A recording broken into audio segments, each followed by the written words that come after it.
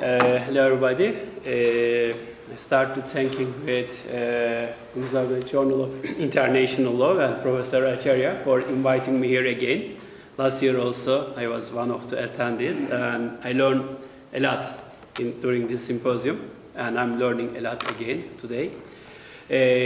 I will be speaking more on the practical side of the things, and I will be talking more generally, and I will go to basics, and I will try to cover three areas. One is the global digital divide, and I will then touch upon a bit about technology and globalization, and lastly I will talk about technology and international law. The digital technology is definitely spreading much of the world, and digital divides, but at the same time remain in many countries. Dr. Best mentioned a bit ago, we just passed 50-50 milestone in internet use just a couple months ago at the end of 2018. But if we look at the glass from the empty part, still 50% of the world population are not using internet for several reasons. So, and also Professor Truhat mentioned like there are many disparities, like the men always outnumber women as web users, and also there is disparities between the speed limits of many different countries that is actually adding the inequality of developed and developing or the less developed countries. And with higher speeds and broadband access, the developed countries are reaching the information faster, utilizing it much faster, and in a way they are gaining an advantage against the developing countries. Taking these inequalities in the consideration, these issues were addressed in the Article 19 of Universal Declaration of Human Rights, and also was also mentioned in 2030 Agenda of the United Nations for Sustainable Development. Like in summary, in both documents, it is emphasized the importance of access to ICT, information communication technologies, and also interconnected to this global network. But unfortunately, many in the world do not have that privilege. And with digital transformation changing our lives in many ways, but it is leaving so many people untouched. And then these people who do not have access to internet, they are losing big opportunities provided by this digital transformation. And we discussed a bit about also, we heard discussions about right to access to internet as human rights, or whether it's a tool for enabling those rights. And it seems the discussion about it's as an enabler of other human rights is winning at the moment, but I think there should be some distinction between the access to internet and the content of the internet. These two should be different, because like in today, wherever we go, the first thing we do is we are asking for Wi-Fi password, or we are checking if there is any free Wi-Fi. So think about a life without internet. Like almost anything will stop, or our lives will become much harder. And earlier response to inequalities in the services was tried to be addressed by the universal service obligations. Universal service obligations applies to the regulated sectors like telecommunications, postal services, and electricity. And in terms of the telecommunications, the universal service obligation ensures that basic fixed line services are available at a reasonable and affordable price to all, regardless of their location and their conditions. But the legal framework for universal access currently doesn't have full equivalent in internet services. This is all because of the broadband, because now telecom companies They provide internet services, the basic services, but they do not do the investment for broadband in all regions because of the return of the investment. So they only look at the places where with the higher return. And also there are, of course, difficulties. Like just yesterday I was reading news, and in Romania, for example, government is forcing the telco operators to put all their cables underground.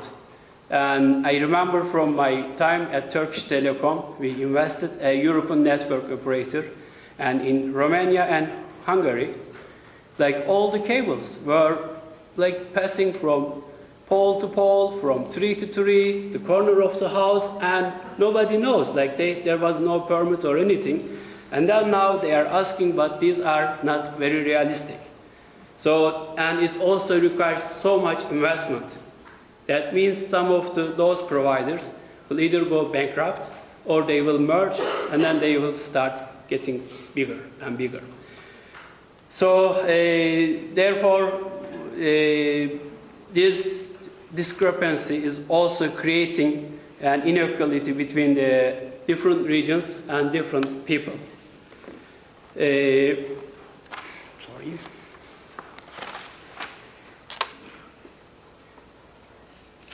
What is happening now is, I think, the access to telecommunication services is now more available compared to past.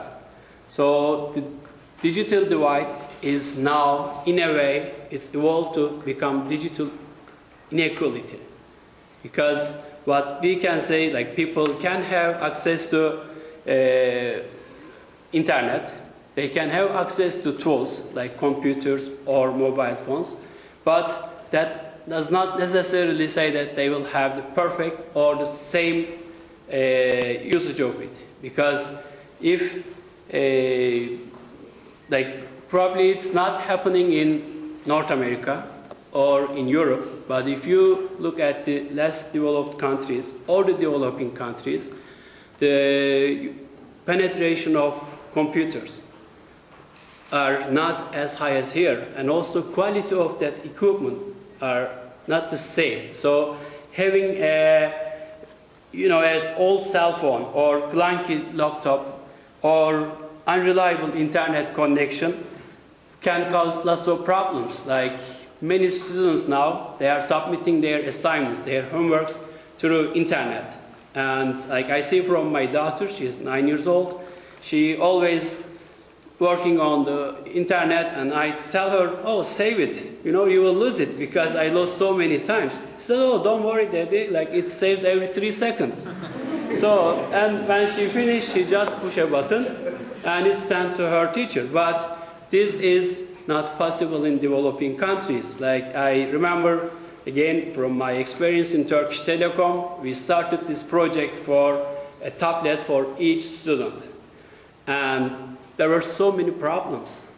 Either tablets didn't work because government chose the cheapest and the simplest tablets, or they did not have internet at their home, or even in many cases schools didn't have internet connection, or even if they had the connection, it worked one day, it didn't work the other day. So there was always problems, and this is not only for developing countries. Also in many developed countries, there are pockets of locations that do not have those basic needs. Like I know from Canada, Toronto I live, and also in US, there are like 24 million houses. They do not have access to broadband. So this could happen in everywhere. And it's always easy to theoretically talk and make suggestions about how we bridge the gap, what are the benefits of the digital transformation, how it will improve the country's economies, how much they will increase their education level, the access to health and government services. But this is only possible if we just lift the barriers to the digital participation. And most important barrier is definitely economical, because digital technology requires telecommunication infrastructure, and investment in telecommunication infrastructure and creating technological applications requires substantial capital. Like as I said earlier, the telcos and other investors, they always look where they can get most profit. So there is no incentive for those companies to make the investment. And the second problem with the developing and less developed countries, they do not have the technical know-how to operate those systems. So even if they have the technology, they will not have, or they will depend on only one person. Because I know from Turkey, where I grew up and I lived most of my life, like there are machines in hospital, but it's assigned to only one person. And if that person goes to holiday, or if that person is sick, we have to wait for that person to come. So I think this is one other issue. And I think even worse, many of those countries are struggling to meet their basic needs, like the electricity, clean drinking water, the food, and schools and healthcare. So they are not thinking about this as a priority for them, because when they are hungry, nobody thinks about access. But yet, I remember from our discussion during lunchtime, like in many poor countries, people still have the latest model of iPhones or the others. Like they do not have maybe internet connection, but they put that one in their pocket. They are paying maybe half of their salary. Maybe they borrow money from their friends and parents. But so this is not actually a healthy way. And these people losing many opportunities, and they are, of course, because of these economic realities, they are also missed out the opportunities. When we come to global digital divide, that is a different kind of divide, because that happens between different countries. And this divide is often characterized between the rich north and poorer south. So it's north-south division. And at this point, I would like to share with you some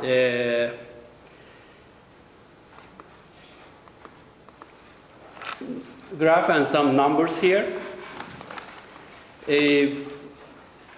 When we look at internet usage, we see now we have 51.2% of world population, which is roughly 4 billion people, are using internet.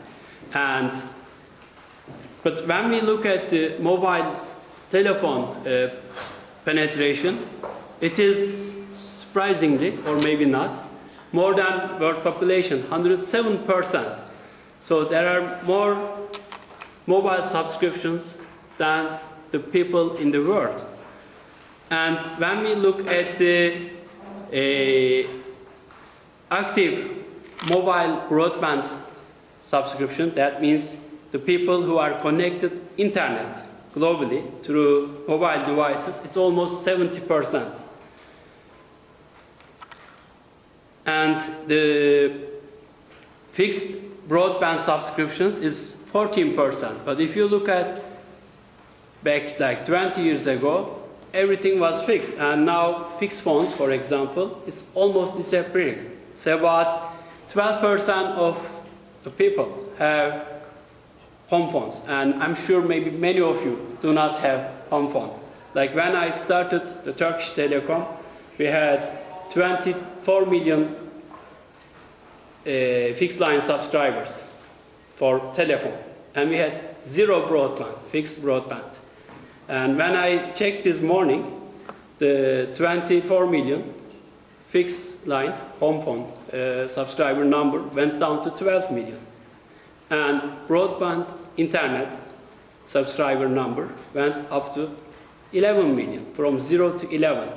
And like I see this also in my own life, like my mom, she's 70 years old, and last year she called me and she says, you know, Mehmet, I don't want this home phone anymore. Please call your friends in telecom to cut this down. I said, why? It's good, you know, like you can use, you know, for emergencies. She said, no, no, no, you know, I have now my phone. And she says, whenever I call you, I use WhatsApp.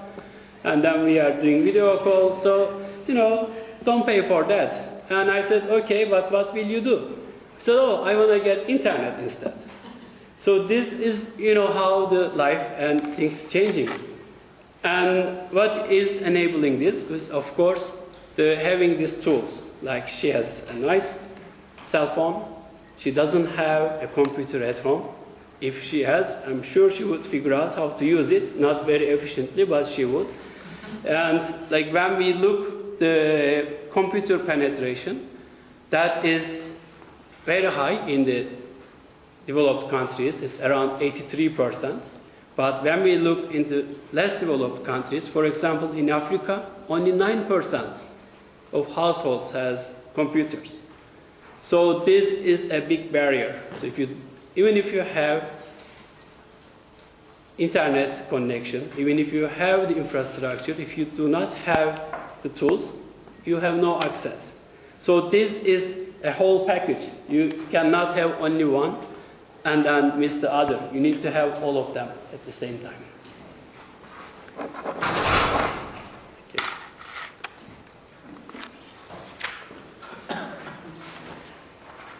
Okay, this is again a brief of what I mentioned. One thing I think here we need to pay attention is also there are disparities between the regions. Like the internet usage if you look at North America, it's actually around 95%. And overall in Americas and Europe, it's 71% and 79%. If we look at Africa, it's only 24%. These are the numbers at the end of 2018. So there is a long way to go, and unfortunately, the people who are in the most in need of that are missing this. And I think the one other thing is, of course, they do not, you know, have the financial means to support those investments, and this is not a charity, it's like business. So, okay. And I put some pictures here to show a very striking, example of what happens when you have technology and when you don't have technology. Like the one on my right is called Shinkansen. It's the Japanese bullet train. I don't know if any of you have taken it. I took a couple of times. I think the maximum speed is 325 kilometers per hour. It is the most reliable and most punctual service. And the one on the left is the Turkish Railways. And it's an accident that happened in December of last year. I put this because this has some relevance to technology. Like both developments happened within last 3-4 months. Like Japanese railways, they decided to put infrared sensors in front of each train. That sensors will monitor the tracks, railroad tracks, all the time. And this information that the monitors will collect will monitor the changes on the tracks. And if there is any fault or if there is any changes, there is a pool and there is a artificial intelligence using deep learning will analyze, and it will be informed to the control center, and they will check if there is any problem. And this has been done by people until last year. But now it's done by artificial intelligence, and it's increased, of course, the accuracy. And in Turkey, the crashed one is the Turkish increased speed train that started in operations in 2018, around February. And in its 10th month, it crashed in Ankara station to another train because the government, there was an election, so before the election they wanted to put this one for propaganda. They said, okay, we have now speed train in Turkey, but it is not actually speed. This speed doesn't reach to half of what Shinkansen is doing. It was, I think, maximum speed was 180 kilometers. And because government was rushing to put this in service, they did not install the signalization that there were other trains in the track. So it's like maybe 100 years behind what Japan is doing, but this is even the simplest technology. And what happened is this train approached to Ankara station. There was another train and just crashed. And it claimed 9 lives and around 50-60 people injured. So this shows, like, as I think a good example when you have technology and when you don't have technology. But of course, a lot of things to do with the governments, because governments shape how we use technology. And unfortunately, in less developed countries, I forgot to mention, one of the biggest barriers is the corrupt governments. Because you can have all the things, but government will waste the money, because I know the World Bank, AIB, Inter-American Bank, the European Investment Bank, EBRD, they are all giving loans for this kind of development projects, but many of those loans are actually not used properly. So now I am moving to technology and globalization. And I think that one of the biggest change is in technology brought to globalization is, in the past, the world economies were decentralized networks. And they had, some common international agreements and laws. But now with technology, there is a shift to distributed networks where everybody is connected to everybody. And I think one huge advantage international law can take from this technological advancement is that the internet has made all the nations next door neighbor, all the people next door neighbor to each other. That also requires the sharing of information and the collaboration. So as I mentioned, the digital transformation has changed virtually every aspect of our lives. And I think it's expected maybe next 5 to 10 years, there will be a huge wave of change in this society, like that happened between 95 to 2015 because of the internet. Like internet opened so many new doors, like everything has changed, how we eat, how we travel, how we shop, everything has changed, how we learn things, how we even find our dates, like everything has changed. But now the new change, I think, will come through artificial intelligence. And there are so many different applications of artificial intelligence that will, I think, change our life. And also how, the global economic structure and how companies, they organize their production, trade of goods, investment of capital, and develop new products and processes. Like, for example, in the past, always companies think that their most important asset is their workers. But I think it's changing now, and the most important asset for a company is its data. So data become actually the most important asset for the economy, in a way. And we have heard a lot now, there are many companies, they are taking advantage of us, collecting our information and repackaging it, and probably they are selling it to us without paying anything to us.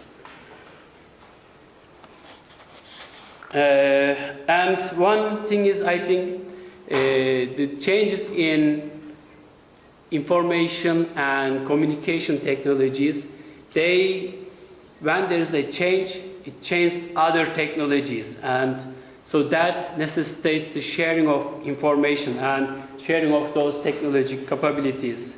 between the organizations and nations. So that is why I feel that international cooperation is more feasible in the technology and scientific areas rather than like the trade wars and economies or those things, I think. But of course, like there are reasons for that. Like for example, because there are through internet, new products are interconnected global systems, and those digital products like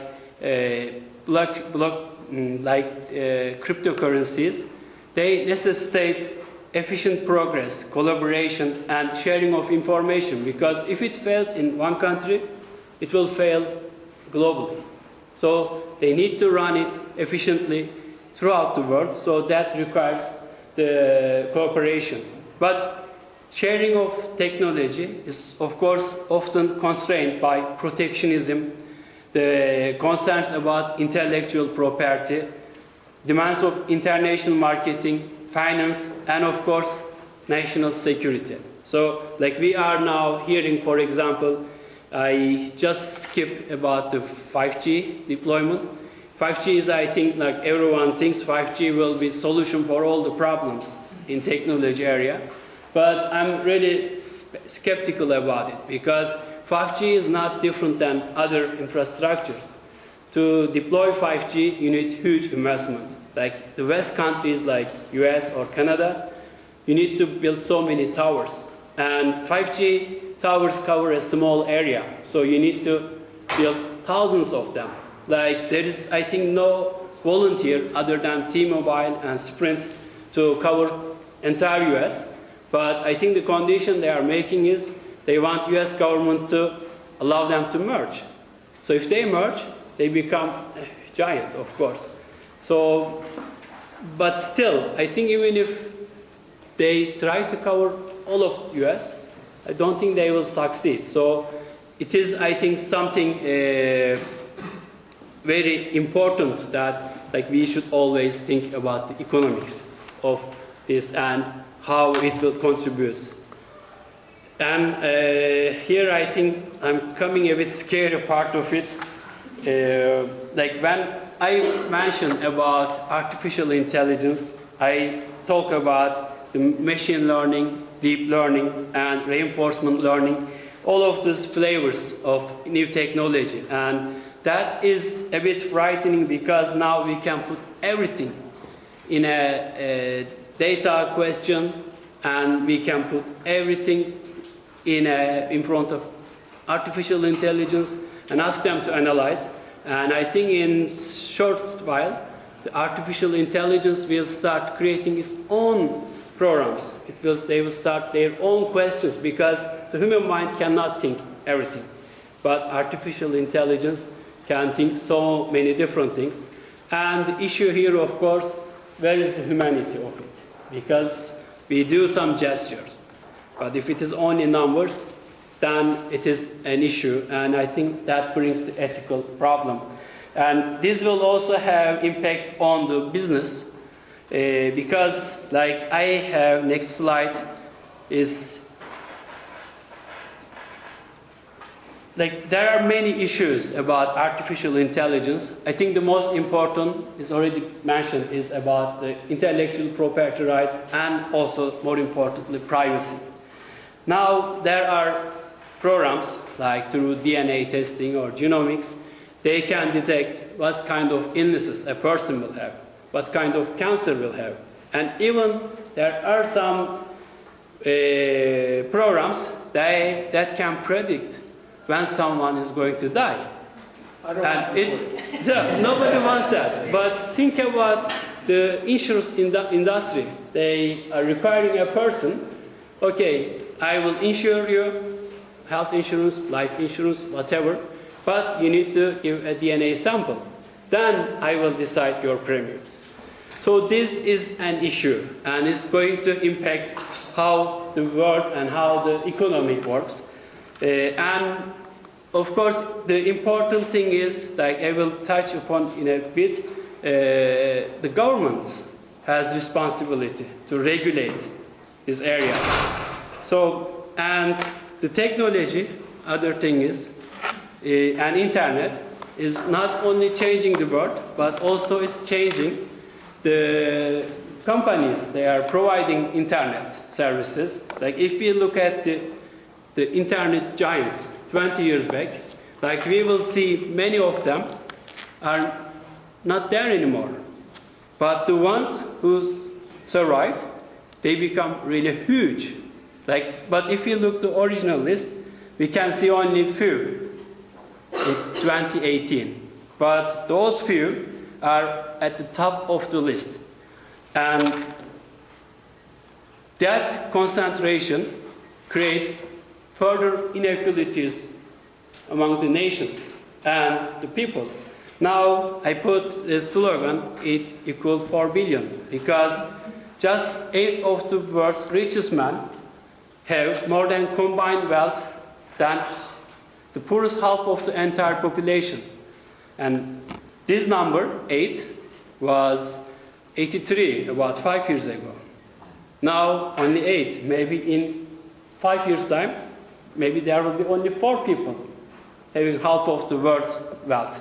And when we look at these 8 people, 4 of them, they are the owners of technology companies. Bezos after divorce. We don't know the terms of his divorce. Yeah. So, yeah. So, and other thing, I just wanted to mention something about these companies.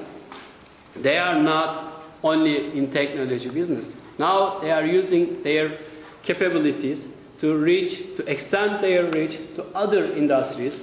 Now Sidewalk Lab, it's an Alphabet company. They made a bid to the city of Toronto, and they are awarded this project. They are going to build a new city in the heart of Toronto, close to the Lake Ontario. It's a beautiful part of the city. Initially, they were given 20 acres of land. Now they want hundreds of acres of land because they extend the project and they want to create a smart city. Everything. They are saying this is, something exemplary. It will be one of the kind. So, and they are saying everything, it's a smart city, everything will be autonomous. If there is any problem, it will be reporting itself. All the lighting, heating, everything will be controlled by the artificial intelligence. Toronto is a cold city. We saw -35 this year. They will build sidewalks. It's self-heating, so there will be no ice problem. But now there are discussions in Canada. People are saying, is this a technology project or it's a real estate project? And it sounds more like a real estate project, and there is more profit in real estate. And of course, in addition to that, I think every pulse, every heartbeat will be recorded if you are in that city. So that is kind of a free lab, actually. So, am I okay?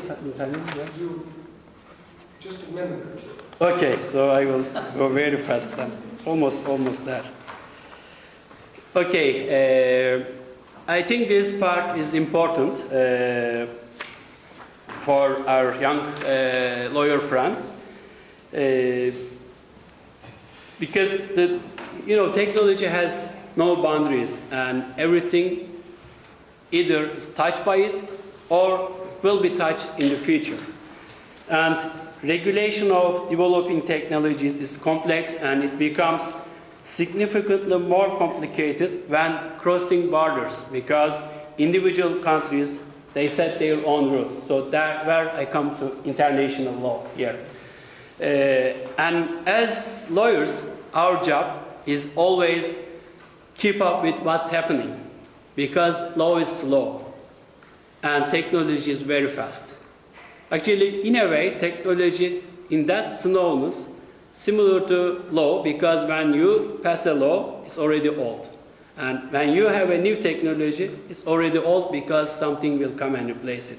But as lawyers, we have to always keep up with what's happening. And our clients will always ask us solution. You cannot say there is no regulation because people want to do business. Like my experience, we wanted to launch IPTV in Turkey and there was no regulation. We went to telco authority, they said we are not involving. We went to TV and radio broadcasting authority, they said no, we don't know about it, don't ask to us. Like about a couple of months, there was a big dilemma and there was a big tender was coming for soccer broadcasting rights. I went to the board of the company and I convinced them, I said, let's do it and the regulation will come after. And we did it. And after 1 year, both authorities, they were not accepting, they start fighting. Who was going to regulate it because there was money in it. So that's what, as lawyers, we need to be always at the, we should, always be on top of things. Okay, very quickly I'm finishing now. I think like the couple of other examples I can give, like the drones, for example, is a big challenge. Like a couple of months ago in London, there was these drones were flying over the airport, for 3-4 days, all operations stopped. And Canada, we didn't have any regulations, but in about 3-4 months, we will have a regulation in Canada. So, but that doesn't mean we stop serving our clients. The same things about OECD Common Reporting Standards. Like 38 OECD countries, they made an agreement. They are sharing now financial and tax informations with each other. And they are using artificial intelligence. They put all this information and they are catching the cheaters. And like as a Turkish lawyer in Canada, I'm getting so many cases now from Turkish people because in Turkey there's a distrust, big distrust the government. People hide everything. But now artificial intelligence, they find it, and then Canadian Revenue Agency, like US, they also have global taxation. So they say, oh, you didn't pay your taxes. So then we have a case. Okay, so I think I will now just very quickly, I think as I mentioned earlier, there's a big role for governments. Governments' regulations will shape how technology will work, like as I mentioned in insurance industry. If government is too loose, then they will try to take advantage of people and they will abuse, companies will abuse. If the governments are too strict, then it will hinder the technological development. So there should be a balance between, the interest of information society and government and the public in large. Okay, so I think... I'm just stretching. Okay, so I thought you were asking me to finish now. So I think one thing here, important here, is, doing nothing is not an option for governments. So if the governments, the countries that come up with regulations that are appropriate and flexible, they will be the winners of the business. So that's why it says, I think they need the good lawyers, international lawyers, technology lawyers, and as lawyers we need to have that specialty so that we should think out of the box, we should look different things. I think at the end, very quickly, my conclusion is there are many questions. I think there are more questions than answers in legal side of it, because it's not easy to say what is the right balance between regulation and innovation, and the privacy and the access to information, or local or international regulation. Which one is right?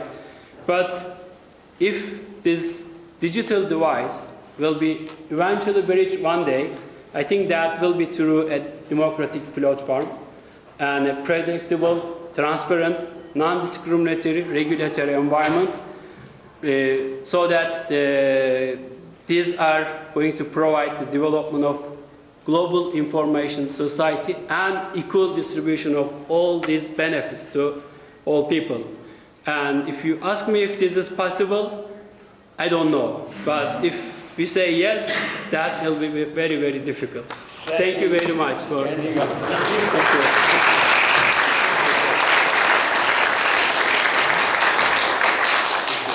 Thank you. That was great. I enjoyed that. I was thinking about a couple of experiences in my provincial life that relate to what you were talking about. One, very briefly, is I'm on a Washington State Supreme Court board that has investigated the question of whether we should license in Washington State online provider of legal services. Now, these are online providers who are already operating outside of a regulatory framework. And the thought is we need to bring them into some kind of regulatory situation that, you know, creates protocols and some kind of enforcement mechanism to keep these folks honest. What I'm talking about is algorithms, software online that's interactive, there's no person behind it, interacting with consumers, providing personalized legal services. It sounds a lot like lawyering. It sounds a lot like what you law students will be doing once you get licensed. So that's out there, not in the future, but today. It's happening. We'll see what our Supreme Court does with the proposal that our board has presented. The other thing I wanted to say that relates to what you're talking about in terms of the digital divide is I was asked in the last several years to do a lot of teaching internationally after my several decades of teaching here at the law school. So at the law school, you know, I'm sort of up to speed, even though I don't use Facebook, with teaching methodologies to utilize the internet, right? We are all products of the assumption that this is how we learn and this is how we teach today. So, to cut to the chase here, I'm teaching in Palestine, Jordan, Egypt, Romania, and Saudi Arabia. I go to Jordan, I go to Palestine, and the purpose of my teaching mission is to work with faculties to update their teaching methodologies, to encourage and promote interactive teaching, more efficient kinds of teachings, with the goal of creating law students who become lawyers who are good problem solvers, critical thinkers, and who can engage internationally in law, you know, trade, commerce, etc. So I get there, and I find out the students, many of them, don't have access to the internet. Well, I'm thinking about teaching, you know, based on internet protocols and methodologies, and many of them, all of them have cell phones, but the cell phones don't operate in the way that I was thinking in terms of talking about how we teach. And so I inquired of the teachers why they can't do this, why they can't do that, what the obstacle here is, what's the impediment here. And it all came down to the fact that the infrastructure and the technological base was so different from what I imagine might be true versus what is actually true. So the opportunity for these young people to learn efficiently and in a modernized way was just not as achievable as quickly as I thought it might be possible when I went over there to teach. My last teaching engagement happened to be in Saudi Arabia. I'm in Riyadh at the nicest law school I've ever been in. There are computers everywhere. Everyone has technology. Everyone can do anything that they want. The only problem there had to do with some government regulation of how that information is utilized and accessed. But it's very, very interesting to travel, and I know most of you have traveled around the world, taking a look at what the difference is in terms of how young people can be educated in places that have the technology and the access and those that don't.